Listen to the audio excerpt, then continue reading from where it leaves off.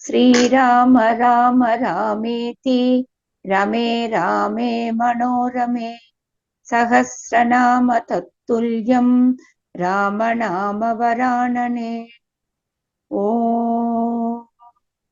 आपदामपहर्तारं दातारं सर्वसम्पदां लोकाभिरामं श्रीरामं भूयो भूयो नमाम्यहम्। Namaskar. Today we read chapter 61 of the Ayodhya Kandam, which has 24 verses. Apprehending danger to the king from his inability to bear the grief caused by separation from Sri Rama, Kausalya, though foremost among devoted wife, twits Dasharatha. आज हम एकाशिष्टतम सर्ग का पठन पाठन और श्रवण करेंगे। इसमें 24 श्लोक है। कौशल्या का विलाप पूर्वक राजा दशरथ को उपलाप देना। वनं गते धर्मरते रामे रमयतां वरे कौसल्या रुदती च अर्था भर्तारम् इदम् अब्रवीत्। प्रजजनों को आनंद प्रदान करने वाले पुरुषों में श्रेष्ठ धर्मपरायण श्री राम के वन में चले जाने पर आर्त होकर रोती हुई कौशल्या ने अपने पति से इस प्रकार कहा। Sri Rama, who was devoted to righteousness and was the foremost among those who bring delight to the people, having departed for the forest, Kausalya, who was feeling distress due to separation from her son, spoke weeping to her husband as follows. यद्यपि त्रिषु लोकेषु प्रतितां मे महत् यशः सानुक्रोशो वदान्यश्च प्रियवादी च राघवः। महाराज, यद्यपि तीनों लोकों में आपका महान यश फैला हुआ है, सब लोग यही जानते हैं कि रघुकुल नरेश दशरथ बड़े दयालु, उदार और प्रिय वचन बोलने वाले हैं। कथं नरवर श्रेष्ठ पुत्रौ तौ सह सीतया दुःखितौ सुख समृद्धौ वने दुःखं सहिष्यतः। नरेशों में श्रेष्ठ आर्य पुत्र, तथापि आपने इस बात का विचार नहीं किया कि सुख में पले हुए आपके वे दोनों पुत्र सीता के साथ वनवास का कष्ट कैसे सहन करेंगे। Although your great glory is extended through all the three worlds, and it is well known that you, a scion of the Raghu, are full of compassion and generous and speak kindly to all, you never pause to think how your aforesaid two sons, Rama and Lakshmana with Sita, who have been brought up with ease, will endure suffering in the forest when faced with hardships. O jewel among the foremost of men. सा नूनं तरुणी श्यामा सुकुमारी सुकोचिता कथम उष्णं च शीतं च मैथिली विसहिष्यते। वे 16-18 वर्ष की सुकुमारी तरुणी मिथिलेश कुमारी सीता, जो सुख भोगने के ही योग्य है, वन में सर्दी गर्मी का दुख कैसे सहेगी। Indeed, how will that young and delicate body princess of Mithila, who is still about 16 years of age and is deserving of comforts, bear the heat and the cold? भुक्त्वा शनं विशालाक्षी सुपदं शान्वितं शुभं वन्यं नैवारमाहारं कथं सीतोपभोक्ष्यते। विशाल लोचना सीता सुंदर व्यंजनों से युक्त सुंदर स्वादिष्ट अन्न भोजन किया करती थी। अब वह जंगल की तिन्नी के चावल का सूखा भात कैसे खाएगी। How, having partaken of a rich diet with delicious sauces and other seasoned articles, will the large-eyed Sita live on meals consisting of wild rice? गीतावादित्र निर्घोषं श्रुत्वा शुभसमन्विता कथं क्रव्यादसिंहानां शब्दं शोष्यति अशोभनम्। जो मंगलिक वस्तुओं से संपन्न रहकर सदा गीत और वाद की मधुर ध्वनि सुना करती थी, वही जंगल में मांस भक्षी सिंहों का अशोभन अमंगलकारी शब्द कैसे सुन सकेगी।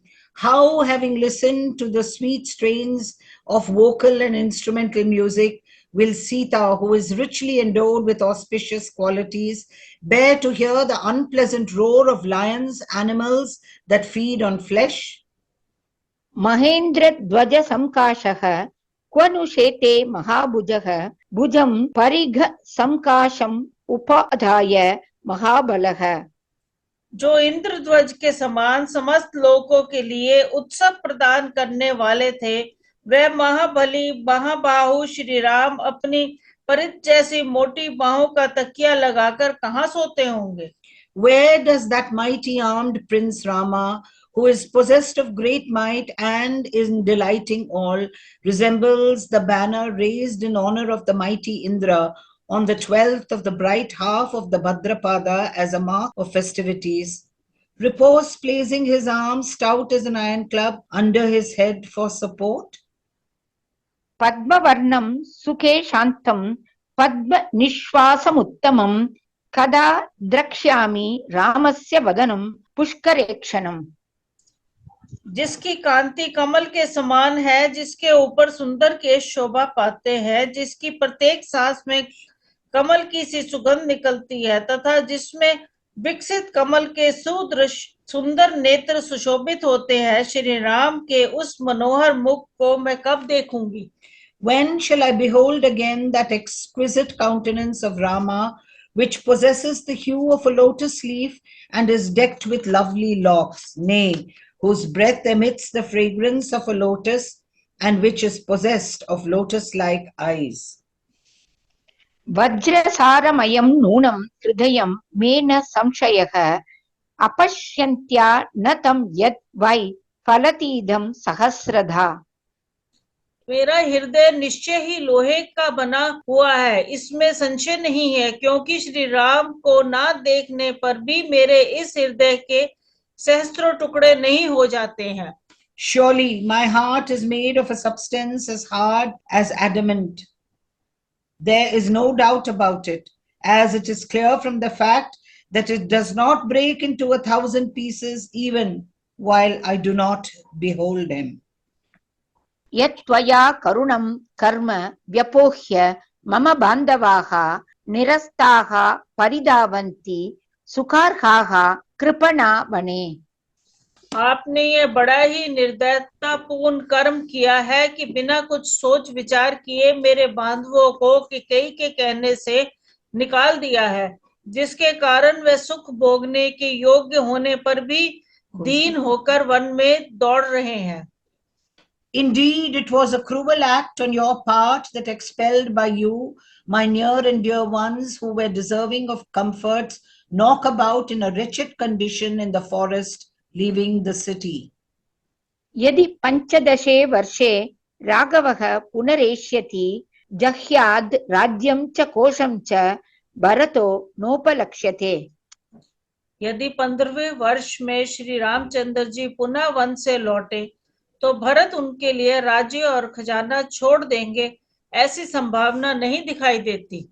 Even if Rama, a scion of Raghu Vansha, returns into Ayodhya in the 15th year, it is not expected that Bharata will relinquish the sovereignty and the exchequer. भोजयन्ति किल श्राद्धे केचित् स्वानेव बान्धवान् ततः पश्चात् समीक्षन्ते कृतकार्या द्विजोत्तमान्। It is a well-known fact that some householders feed their own relations, daughters, sons, and others on the occasion of a Shraddh, a ceremony in honor of the benefit of the dead relatives on their death anniversary and at other times. And their object is in the shape of making special gifts in their favor. Having been accomplished, attend to the foremost of other Brahmanas invited for the Shraddh afterward. तत्र ये गुणवन्तश्च विद्वांसश्च द्विजादयः न पश्चात् तेऽपि मन्यन्ते सुधाम् अपि सुरोपमाः। Of them, such Brahmanas as are men of character, learned and godlike, do not accept afterwards even food which is delicious as ambrosia. कहते हैं कुछ लोग श्राद्ध में पहले अपने बांधवों दोहित्र आदि को ही भोजन करा देते हैं, इसके बाद कृत्य होकर निमंत्रित शेष ब्राह्मणों की ओर ध्यान देते हैं, परंतु वे जो गुणवान एवं विद्वान देवतुल्य उत्तम ब्राह्मण होते हैं, वे पीछे अमृत भी परोसा गया हो तो उसको स्वीकार नहीं करते हैं। ब्राह्मणेष्वपि वृत्तेषु भोक्तशेषं द्विजोत्तमाः न उपेतुमलं प्राज्ञाः शृङ्गच्छेदम् इवार्षभाः। यद्यपि पहली पंक्ति में भी ब्राह्मण ही भोजन करके उठे होते हैं, तथापि जो श्रेष्ठ और विद्वान ब्राह्मण है वह अपमान के भय से उस भुक्त शेष अन्न को उसी तरह ग्रहण नहीं कर पाते जैसे अच्छे बैल अपने सींग कटाने को नहीं तैयार होते हैं। Even though it may be brahmanas that have finished their meals in the first instance, great brahmanas who are highly enlightened would not consent to partake of what is left after others have finished their meal, any more than the bulls of excellent breed would brook the severance of their horns. एवं कनीयसा भ्रात्रा भुक्तं राज्यं विशाम्पथे भ्राता ज्येष्ठो वरिष्ठश्च किमर्थं नावमन्यते। महाराज, इसी प्रकार ज्येष्ठ और श्रेष्ठ भ्राता अपने छोटे भाई के भोगे हुए राज्य को कैसे ग्रहण करेंगे, वह उसका तिरस्कार त्याग क्यों नहीं कर देंगे। Why then will Rama, who is the eldest and the most deserving brother, not likewise disdain a kingship already enjoined by a younger brother, O ruler of the people? न परेणाहृतं भक्ष्यं व्याघ्रः खादितुमिच्छति एवमेव नरव्याघ्रः परलीढं न मंस्यते। जैसे बाघ, गीदड़ आदि दूसरे जंतुओं के लाए या खाए हुए भक्ष्य पदार्थ शिकार को खाना नहीं चाहता, उसी प्रकार पुरुष सिंह श्री राम दूसरों के चाटे भोगे हुए राज्य भोग को नहीं स्वीकार करेंगे। A tiger who would not partake of the food brought by another, even so Rama, a tiger among men, would not set his heart on that which has been enjoyed by another. हविराज्यं प्रोडशः कुशा यूपाश्च कादिराः नैतानि यातयामानि कुर्वन्ति पुनरध्वरे। भविष्य घृत प्रोडगाक्ष कुश और खादिर खैर के यूप में एक यज्ञ के उपयोग में आ जाने पर यात्याम उपभोक्त हो जाते हैं, इसलिए विद्वान उनका फिर दूसरे यज्ञ में उपयोग नहीं करते।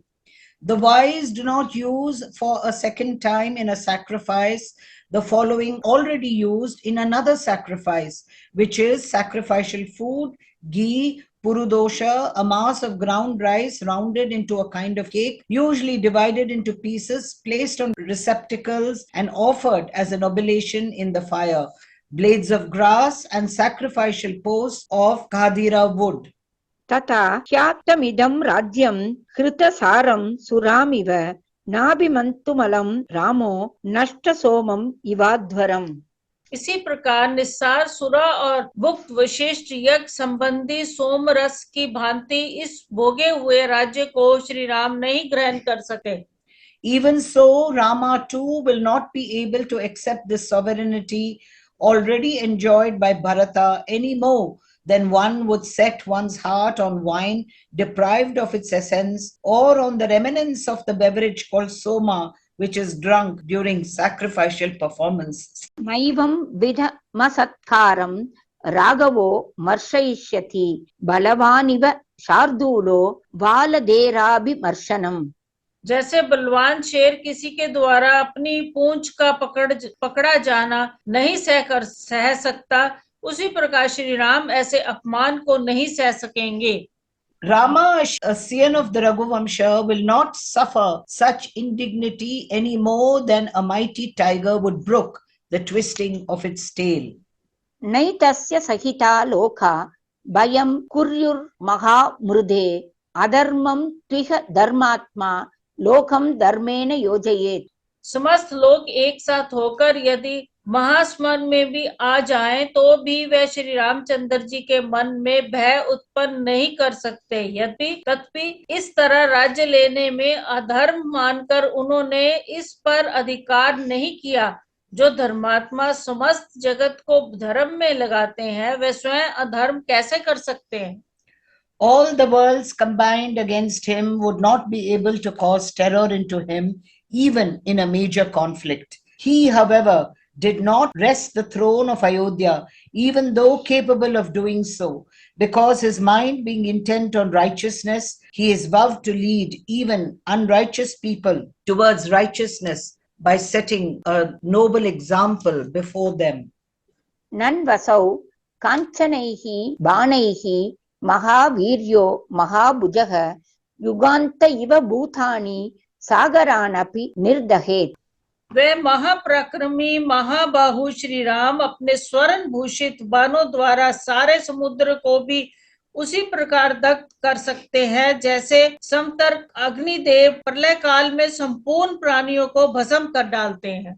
That mighty armed prince, possessed as he is of extraordinary might, can, if he so wills, even dry up the oceans by his shafts with gilded feathers, even as the god of destruction dissolves the elements at the time of universal dissolution.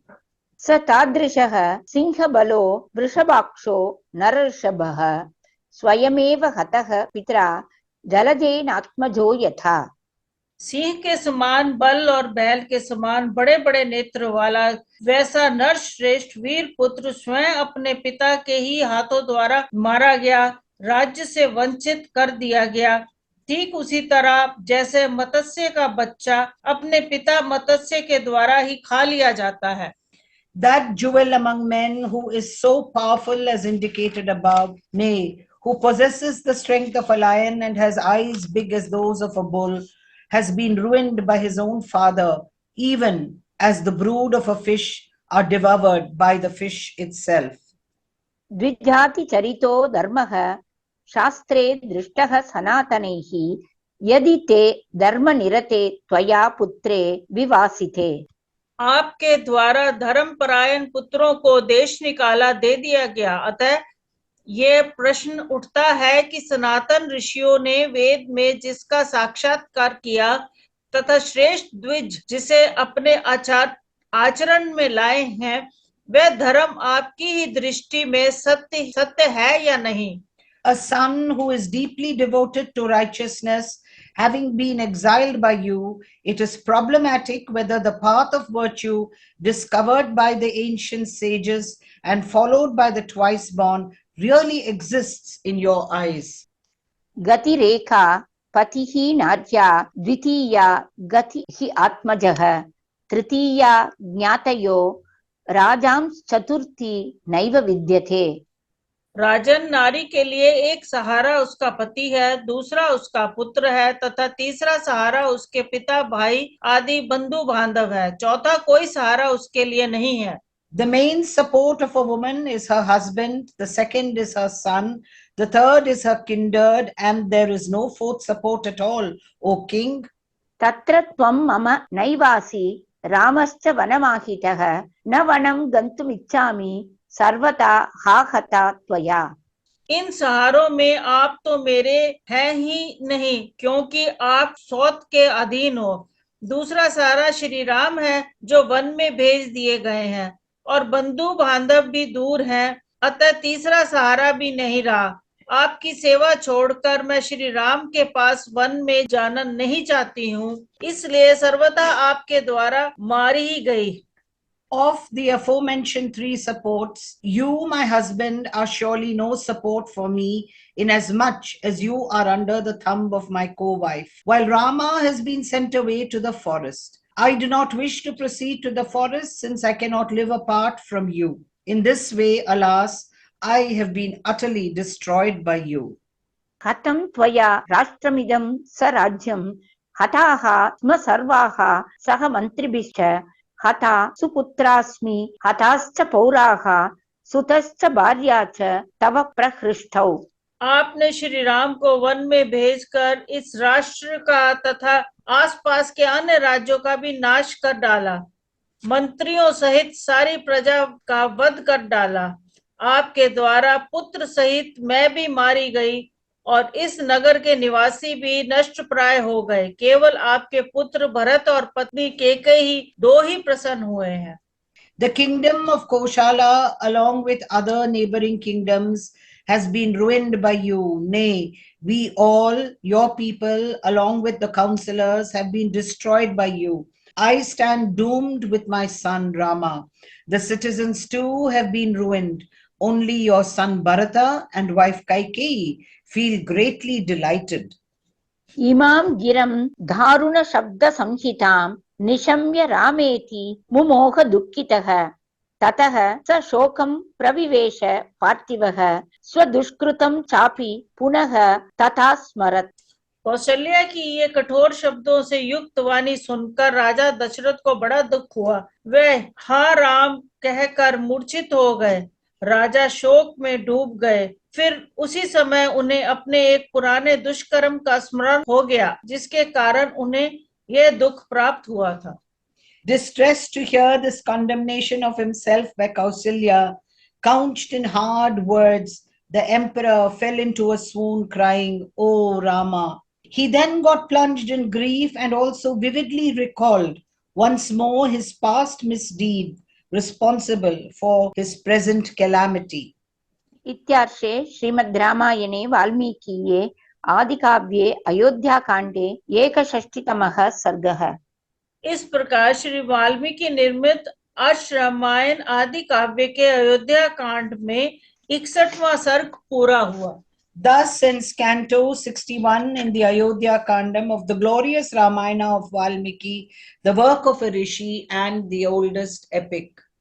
Om Shri Rama Rama Rameti Rame Rame Manorame Sahasranama Tattulyam Rama Nama Varanane. Om Apadamapahartaram Dataram Sarvasampadam Lokabhiramam Shri Ramam Bhuyo Bhuyo Namamyaham. Dhanyavad. धन्यवाद।